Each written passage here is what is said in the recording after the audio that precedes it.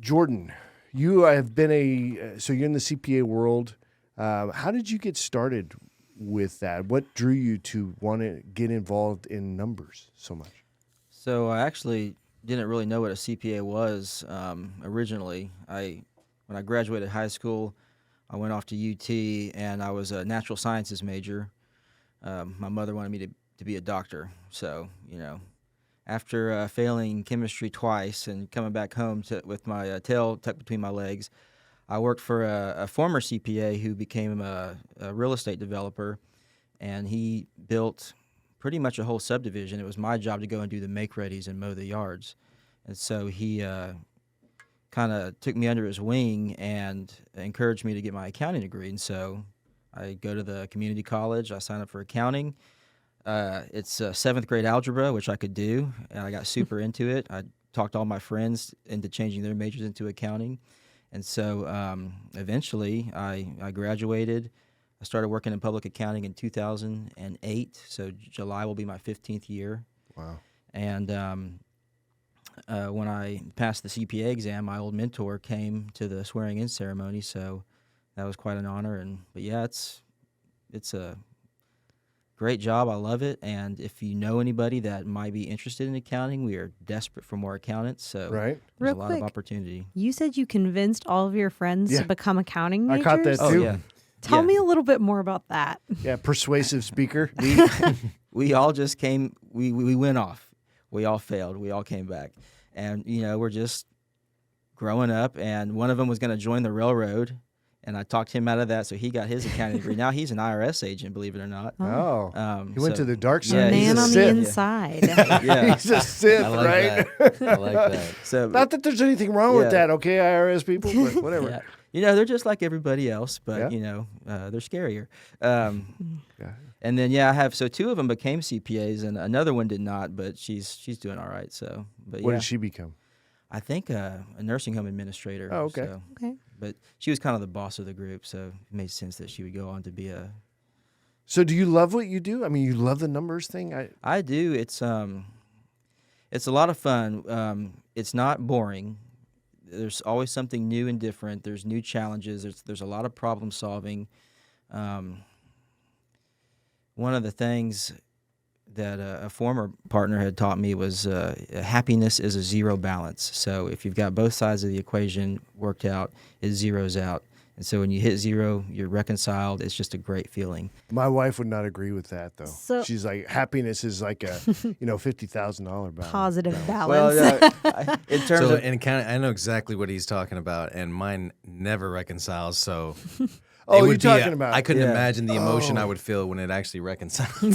So that's what you're talking about. It's a your reconciliation. trial balance on it. Yeah, Okay. when your Yeah. debits. I didn't credits pass equal- yeah. accounting. So. I have to pay someone thousands of dollars in order for it to reconcile. 100%. Yeah. Outsourcing that. So if, accounting is fun, and I know like in coaching, one of my, It's fun. It's if hard to accounting say. is That's gotta be a fun, bumper I don't sticker. I don't know. understand It's, Accounting is fun. to each their own. But I Right. know for me, I get like super excited when a client has that aha moment and they walk out of one of our sessions and they're like jazzed about their business again. What is that in accounting for you? I mean, so in the CPA world, we are accountants. So in Texas, believe it or not, you are not an accountant unless you're a certified public accountant. So that word is exclusive for us, really. I have a license to practice accountancy, which sounds kind of nerdy, but there you go. We're licensed by a state Sounds board. like a fake word. It does. Accountancy. I don't throw it around often. I don't know why I'm doing it on a podcast now. But a piece of what we do is also tax. And so I work mostly with tax these days, but kind of the areas that we cover in public accounting would be tax, accounting, and then audit services. So when you hear the word audit, a lot of people think an IRS audit. And yeah, we deal with IRS audits and IRS notices. But another thing we do is financial statement auditing, and that's where we will go and audit or review a set of financials. We'll draft an opinion letter and let third-party users know whether or not they can rely on these financials. And that's Cool. pretty much what CPAs can do exclusively. So if you're not an accountant, if you're not a CPA and you're opining on financials, you're in trouble. So I guess the point I'm trying to make is that if you're let's say a small business owner or just a business owner, and you've got accounting and financials and books and a tax return, it might be good to choose a CPA to help you with that, because not only do we know the tax side of things, but we also know the accounting side. And if your accounting isn't right, if your financials are not right, and that's going into a tax return, then it's not going to be as good as it could be. So, And you work pretty tight with bookkeepers. yep. And who else? Like attorneys. What's your Attorneys. circle? I work with attorneys, bookkeepers, financial planners, and it's great when you have a good network. And I do have a great network of people I can count on, bounce ideas off of. And so, if we have clients in common, they're getting a whole team working for them, and sometimes they don't even know it. It's just, hey, I got this question. If we do this, what will happen? For bookkeeping, so that's more of the day-to-day task, and so I don't do a lot of that. I try not to do any of it, really. So if I find a bookkeeper that I can trust and I know that they know what they're doing, then I can rely on their work. I don't have to fix as much, and it's just a better situation. Same thing with attorneys. A lot of times people will just go and get a boilerplate LLC agreement, and they don't really know what kind of language is in it. And maybe they go and they take their LLC and make the S election, but they've got some language in there that could terminate that S election. Yeah, I So remember it's- you giving that yeah. example. Yep. So there's ways to fix that, by the way. But it's just good if you have your attorney who is looking out for you legally, talk to the CPA who's looking out for you tax-wise, and just make sure that, okay, this is a good document. It's going to be this way for legal purposes and this way for tax purposes. Yeah, So- I'm in your network too. So it's like you're my CPA. The Texas Suits is my law firm for And that kind Ahmad. of stuff. I got Ahmad doing my Mhm. bookkeeping. So I mean, I'm pretty tied up there. And it's like I never expected myself to get to that point. To be honest, I'm more of a by the seat of my pants, let's figure it out kind of a thing. But because I've been exposed to really good networks and I've learned, it's like, woo, I might as well get some stuff in place now because I can before I get myself into hot water, and then it's a complete nightmare. So Yeah, I anyway, feel like it's a lot cheaper to pay for a CPA up front than to get caught without a CPA on the back end. Yep. yeah, we had to kind of learn the hard way on that one because we had a CPA we'd been using for a few years before that, but this is just a complete nightmare, and we were just sick of it. And so introducing my wife to you and you taking such good care of our family on that kind of stuff and our business stuff, she's just been very happy. So Well, excited about all that. One of the things, when people are looking to switch, they'll I'll ask, why are you switching from your current CPA? And a lot of it is just they aren't responsive enough. And I understand you grow and it's harder to take time, but I really try to be as accessible as possible. And most of the people I work for, they have my cell phone number, so I will get calls or texts. I had 2 this morning before 9 o'clock. One person lost their bookkeeper, and they have to make payroll. They don't know what to do, so I got someone on that. And then another one just had a question, and so they have a question, what happens if I do this? What's the consequences? I'll just call Jordan. Now they know. Now they can make their decision and go about their day. Yeah. Versus I emailed the CPA, and I haven't heard back. So And When I was a cop, it was, well, you want to go to jail or you want to go home? Now, that's a quote from training day. I was just testing you. I always want to go home. so you are a CPA. You're very responsive. How often should a business owner be expecting to talk to their CPA on a yearly basis? What's a good way they can tell if their CPA is doing enough or not? Yeah, how many times a day should we be calling? Yeah, texting you. Oh, gosh. 9 p.m. Sunday. That's your hours, right? 9 p.m. to 11. I've learned not to check work email on Sunday, so I can get a good night's sleep Right. for Monday. I think in my mind as often as you think is necessary, and so I think the old school traditional model would be, it's February, here's my shoebox of stuff, and then we find out what happened. But really, I think you're missing out on a lot of good information if you're not asking your CPA questions throughout the year. And so I just try to encourage people to do that. And it's exciting for me. You might be getting into something new, and then I get excited.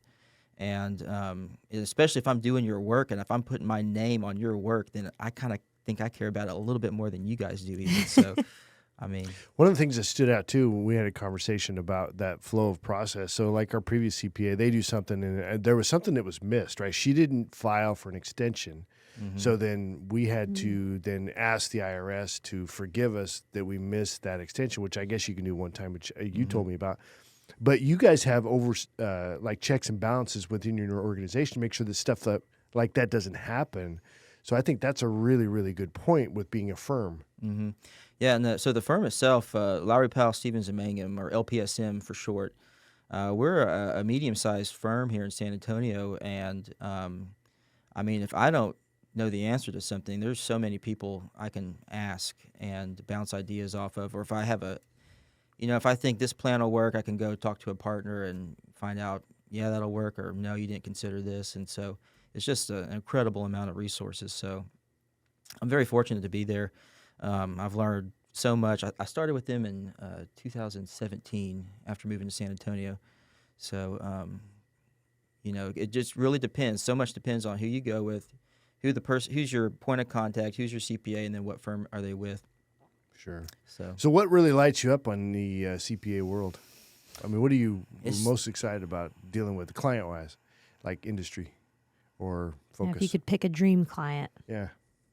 Like, I think you like real estate, right? That's kind of your there's real estate world? a lot of people are getting more and more into real estate, and so maybe someone has a good paying job and then they want to start getting into real estate investing, and they're thinking, oh, I'll have all these deductions, and yes, it's true you'll have all these deductions, but then they'll run into the passive activity rules, and so those deductions might not be deductible when you think they are.